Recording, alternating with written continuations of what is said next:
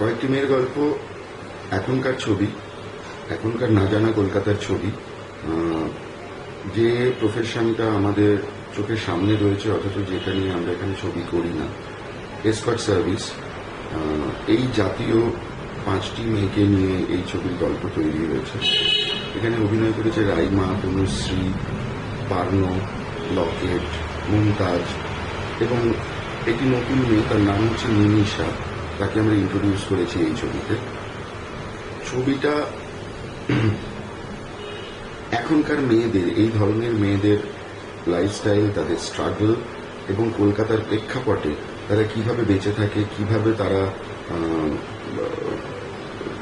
তারা তাদের জীবন কাটায়, এইটা নিয়ে এই ছবি তৈরি হয়েছে। এবং ছবিটাতে কোনো ভ্যালু জাজমেন্ট নেই।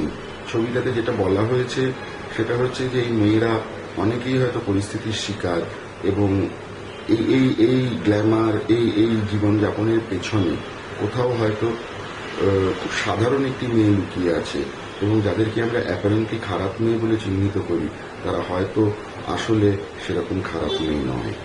এটাই হচ্ছে কয়েকটি মেয়ের মূল বিষয়বস্তু।